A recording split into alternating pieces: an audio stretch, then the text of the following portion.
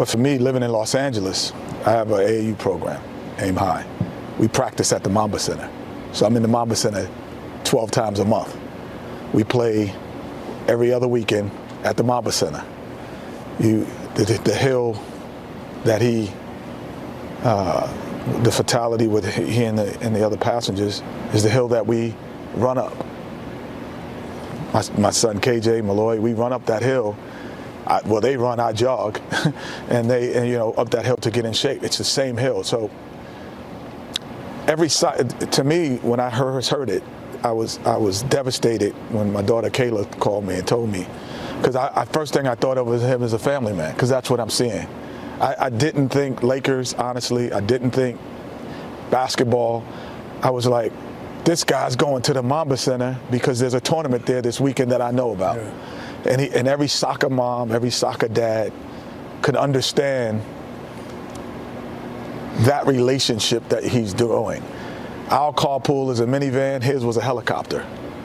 And he's on his way to play. And not only that, he's on his way to coach, which is another responsibility. Here's a guy who, it was all about Kobe for all of his life. And we were seeing a transition that he was putting his family and his daughters up front. So when we saw the pictures of Gigi, we knew her because he was putting them up front because they had been in the background so long. So it just, as a dad and as a family man, that's my first, my first reaction was what was Vanessa thinking and possibly doing, because that is the routine that every soccer dad, soccer mom does. Saturday, Sunday, you drive and you carpool to these tournaments, and you're only doing it not to hope that your daughter or your son is going to be in the NBA, or you're doing it with the hope that you have a memory with your kids. You think about this, he bought a gymnasium an hour and a half from where he lives. You think Kobe Bryant needs to buy a gymnasium in Thousand Oaks? No. To make money? No. You think Kobe Bryant needs to have a tournament for girls called the Mamba Series? No. He's doing it to spend moments with his daughter. And then he takes on the responsibility of all of those other kids. Because as we soccer dads, and Shaq knows, D-Wade, now your daughter didn't play, Charles, but we're in that environment. We're going like, if you're coaching that team, everyone says, oh, he's coaching. No. He had to call everyone to get on that chopper. He had to say what time we're going to meet, call the other parents. Oh, by the way, we're wearing our black uniforms. It can be draining for a guy who's Kobe Bryant, but he took the challenge and said, no, my Mamba mentality makes me a dad first, and I'm going to show you how to be a dad.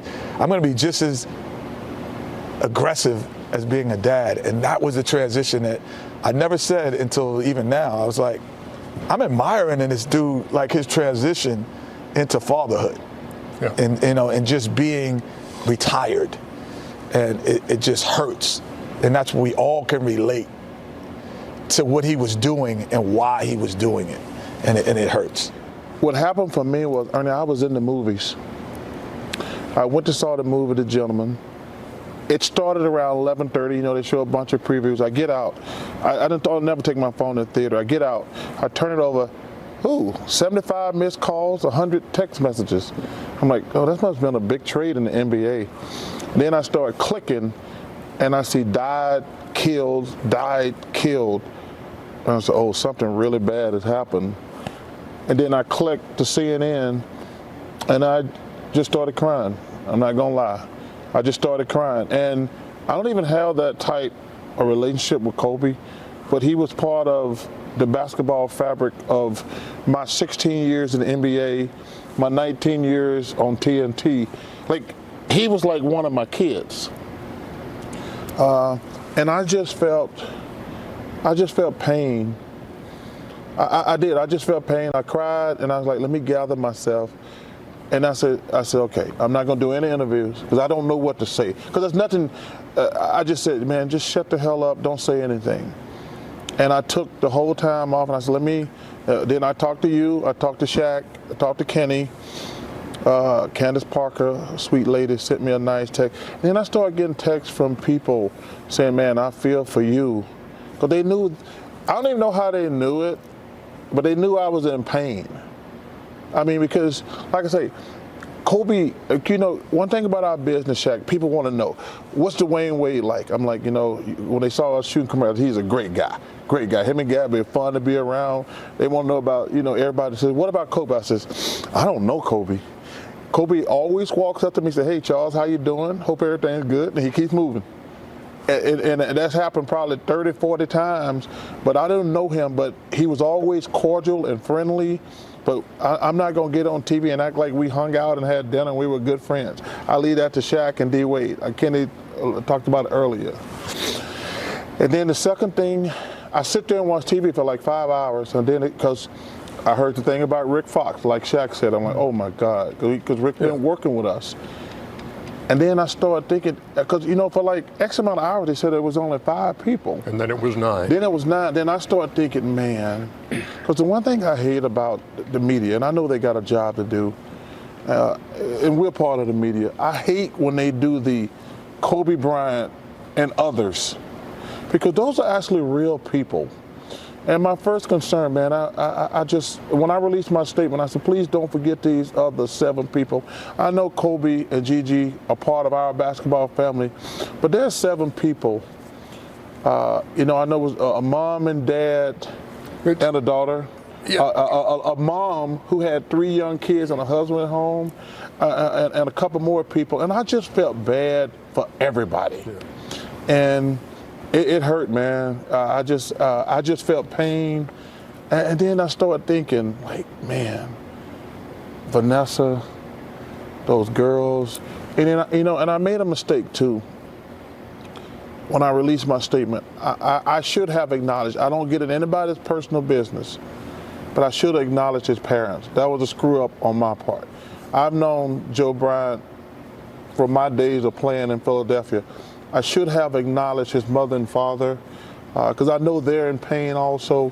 But I just, man, I feel so bad for everybody who lost somebody, and I just feel bad. I put it like this. I said, people say, how you feel? I said, I just feel sad. That's all I can say. Shaq, you're the first guy I thought of when I heard this news the other day. Of course, I talked to you and Charles and Kenny later that afternoon, but then I saw that you had gotten a text from Kobe that morning, or Sharif had gotten one. What? How have you been over the last 48 hours, man? Well, as you know, it's already been the last couple months been really tough. Lost my little sister. Haven't been sleeping. Haven't been doing the normal things I usually do. I work, we laugh, we kid, we joke. When I get back home and look at reality and say she's gone, it just hurts. So the other day I'm downstairs working out with my son Shakir and my nephew Columbus. And my other nephew comes in crying and he shows me his phone. And I snapped at him. I said, man, get that out of my face. Just get it away from me. You know, we live in a world where anything could be photoshopped, anything could be hoaxed. I didn't want to believe it. And then I got the call from you, Charles, Kenny, everybody called me. And then we found out it was confirmed. And haven't felt the pain that sharp in a while. 47 years old, lost 2 grandmothers, lost a Sarge, lost my sister, and now I lost a little brother. Our names will be attached together for what we did. People always ask about our relationship, and I tell them it's just like me and Charles. You got 2 strong-minded people that are going to get it done their way. We're going to say certain things. The respect will never be lost. But when it comes to be inside the lines and win, that's what me and him, that's what we did. That's what me and Charles, that's what we do. It was sort of like a triple triple stabbing to the heart, because after you cry and wonder about that, then I get back on the internet, Rick Fox is on the plane. So now I'm sick even more. I'm calling Rick, he's not answering. So now I'm like, what's going on? And then the final blow, his lovely daughter was with him on the helicopter. You know, every time I saw his lovely wife and his kids, same thing I do with Kenny's kids and D-Wade's kids. Hi, my name is Uncle Shaq. I don't know if they know me as a basketball player. It doesn't matter. Hi, I'm Uncle Shaq. I try to make him laugh. And he would do the same thing. Sharif called me devastated and said, Kobe, just text me to check and see how he's doing. And he used to do that from time to time. You know, it just makes me think that in life, sometimes instead of holding back certain things, we should just do.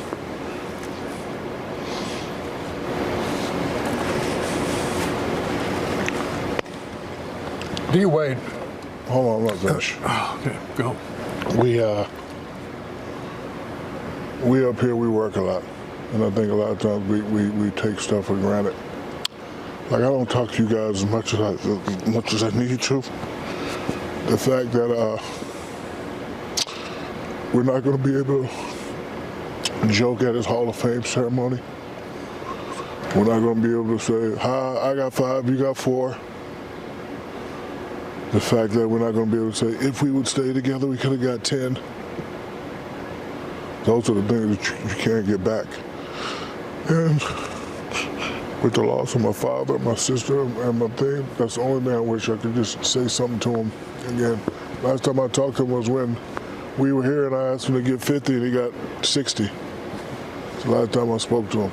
And I just wish I could have, you know, so it definitely changes me. I have to, because I work a lot. You guys know what I do. I work probably more than the average guy, but I just really have to now just take time and just call and say, I love you. Rick Fox finally called me and said, man, I love you. B. Shaw called me. So I'm going to try to do a better job of just reaching out and just talking to the people rather than always procrastinating, because you never know. Life is too short. I could never imagine nothing like this. I was thinking the other day, I've never seen anything like this. All the basketball idols that I grew up, I see them. They're old. Like, I used to be at home when you came to interview me, Ernie. I used to watch the great mile round and rebound. Now I'm working with him. I used to want to be Dr. J. He used to live next door to my mother in Orlando. My father used to tell me about the 3 great big men. I met them. I seen them. And the fact that we lost probably the world's greatest Laker, world's greatest basketball player. It's just, listen, people are going to say, take your time and get better, but it's going to be hard for me. I already don't sleep anyway, so. But I'll figure it out. My condolence goes out to his family, his mom, his dad, his sisters, the other families, everybody involved. Laker organization, I talked to Jeannie and Linda, and people here are hurting, especially in this organization. You know, some people have to get treatment, and some people just don't understand, because it hit all of us out of nowhere. I didn't want to believe it. I said to myself, I hope some butt-face made this up, and it's not true. I didn't want to believe it. And then after getting all the calls, and then you finally felt it was concerned, it just, you know, my spirit just left my body. I just wish I could be able to say one last thing to the people that we lost, because you know, once you're gone forever, and you know, we should never take stuff like that for granted.